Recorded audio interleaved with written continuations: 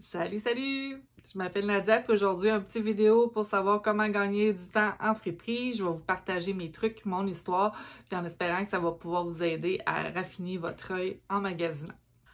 Première des choses, quand j'ai voulu faire cette vidéo-là, je pensais qu'il n'y en avait pas du tout sur YouTube pour me rendre compte que finalement, il y en avait vraiment plusieurs.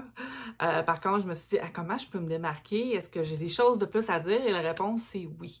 Peut-être que vous êtes déjà familier avec les friperies ou peut-être pas, ou peut-être que vous avez des réticences, mais pas mal tout le monde s'entend pour dire que chaque élément est unique en friperie. Donc, qu'est-ce qui est important, c'est vraiment de savoir comment développer son œil, puis ça commence avant même de rentrer en friperie. C'est vraiment important de bien se connaître ses goûts, sa taille, les styles vestimentaires qu'on aime, faire une nuance entre qu'est-ce qu'on aime chez les autres, mais qu'est-ce qu'on porte vraiment. Avant, quand j'étais plus jeune, puis tu sais, dans le fond, quelque part, je fais cette vidéo-là parce que je pense que je suis pas toute seule. Quand j'étais jeune, j'avais une distorsion de mon physique, j'avais une distorsion de qu'est-ce que je voudrais porter. Ce qui fait que, par exemple, je pouvais magasiner et dire « Oh, elle est donc bien belle, la robe, elle est full sexy », mais ça fitait pas avec moi, ça fitait pas avec mon style. Je me sentais pas bien, c'était pas confortable. Les épaules étaient trop courtes, bien souvent. Moi, je suis une femme qui est grande, qui est quand même assez plantée. Donc, je vivais des déceptions plus qu'autre chose, genre. Donc, de bien connaître sa morphologie, de l'accepter comme elle est. Et puis, quand vous allez magasiner vos vêtements, vous risquez fortement de prendre des vêtements que vous allez porter, que vous allez aimer. Donc ça aide le fait d'avoir une vision juste, de le reconnaître et tout ça. Puis comment ça se développe un œil en friperie, étant donné que souvent c'est le gros bordel? Ben d'abord, il faut savoir qu'il existe comme différents types de friperies. Hein? Il y a des friperies autant dans un sol d'église, comme il va y avoir des grandes surfaces, comme il va y avoir des friperies plus spécialisées. Il y a différents avantages, désavantages d'une place à l'autre. Une friperie qui est dans un sol d'église, ça ne sera pas très bien éclairé, ça va être poussiéreux. Par contre, ça va être moins cher. Il faut être à l'aise à vouloir fouiller avec les odeurs, peut-être d'être plus entassé.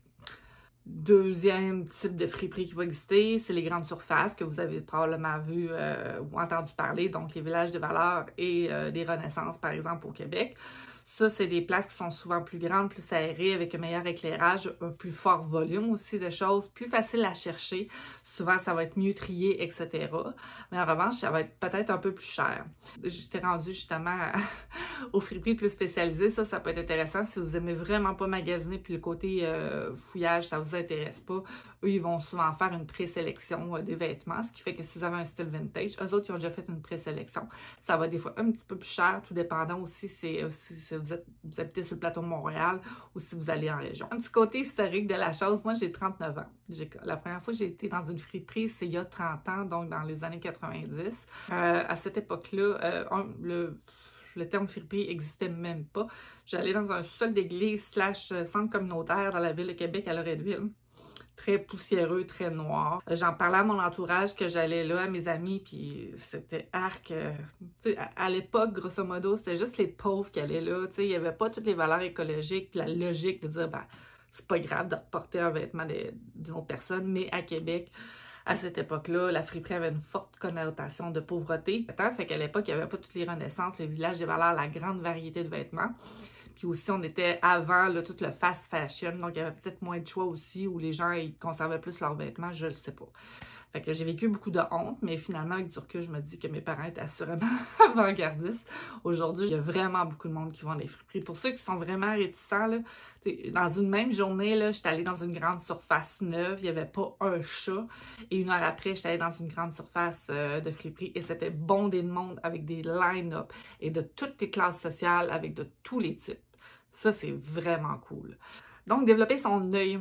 Quand vous arrivez dans un magasin, par exemple, petit truc comme ça, scannez le magasin, savoir sont où les départements, regardez s'il y a beaucoup de monde. S'il y a beaucoup de monde, ça va vous donner un peu le rythme, un peu comme sur une piste de course, vous regardez les voitures ou sur la route, ce qui fait que ça va vous donner une idée du rythme de magasinage. Vous allez croiser toutes sortes de personnes, dont un type de personnes. Je vais mettre ma switch à bitch. Je les appelle affectueusement les Brites. Ils tâchent chaque vêtement. Ils sont pas sûrs, sont lents. C'est exactement pour ça que je fais cette vidéo-là, pour éviter le brettage, puis aller vite, aller quick. Donc, vous rentrez dans le magasin, puis vous scannez tout ça, vous regardez vos départements, vous avez une petite idée de ce que vous cherchez, vous rentrez dans votre département, votre taille, exemple, les jupes larges. Et puis là, généralement, que ce soit différents types de friperies, ça va être classé par couleur, par motif. Moi, je magasine avec mes yeux et mes mains en même temps. Donc, quand je vois un rack de ma grandeur, je scanne avec mes yeux. Moi, je sais que, par exemple, toutes les roses fuchsia, mauve, vert, olive, ça marche pas.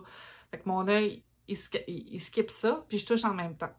Fait que moi, je sais que j'aime les tissus extensibles, assez doux, etc. Je sais pas c'est quoi les pourcentages de Lycra et compagnie, mais peu importe. Fait que moi, je le sens tout de suite. Fait que, tu sais, c'est comme un double check.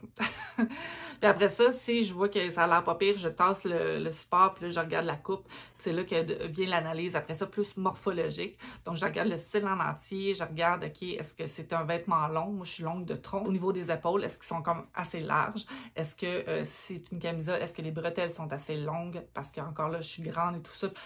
Ça peut être aussi au niveau des bras. Vous pouvez regarder vos bras. Des fois, c'est correct la taille, mais au sein de moindrement une forte poitrine ou des bras, ça peut pas marcher. Donc, on regarde le couple, puis aussi, peut-être avec le temps, vous allez savoir ce que vous aimez, puis encore là, de faire une différence entre ce que vous aimez et ce que vous portez, puis qu'est-ce que vous aimeriez porter. Donc, moi, je regarde ça, je fais comme, OK, la coupe, je sais qu'il va me le faire. Je me pose la question, est-ce que j'en ai vraiment besoin? Est-ce que je vais le porter? Puis si la réponse est oui, je le mets dans le panier. C'est comme ça, je sauve du temps. Ça m'évite de revenir parce que j'ai acheté des vêtements qui me font. Sinon, si vous avez une préférence pour les sols d'église et tout ça, ça peut être vraiment, vraiment cool.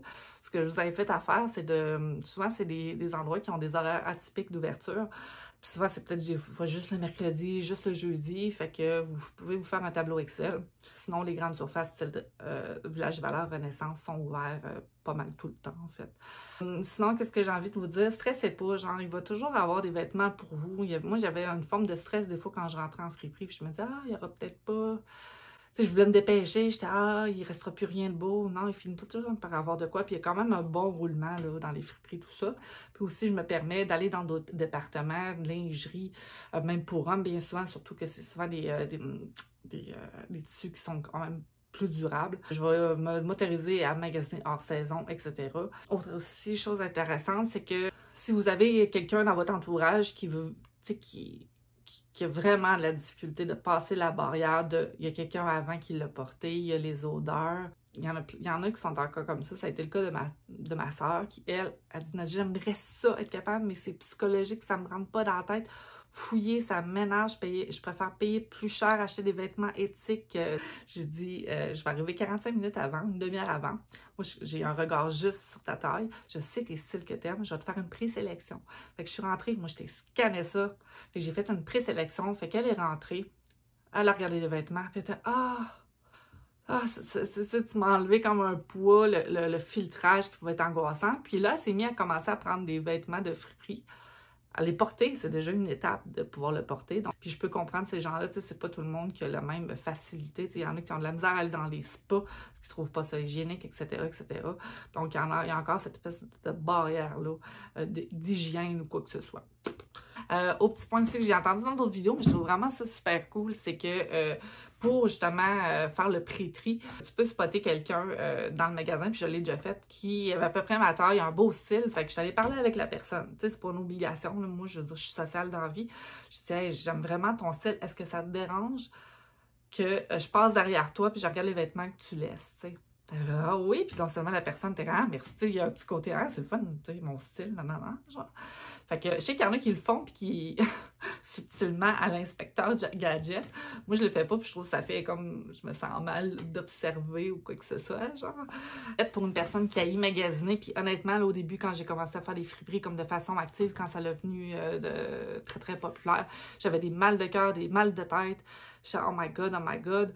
Puis, mais honnêtement, c'était le fait que ça soit tous des éléments uniques, puis souvent jammés. Puis là, à un moment donné, tu apprends que c'est vraiment en scannant rapidement les vêtements, puis en se connaissant bien, ça va vraiment aider. C'est ça, c'est le fun. Parce qu'après ça, quand tu arrives dans les achats en ligne, tu connais ta taille, tu connais tes tissus, mais là, c'est plus facile.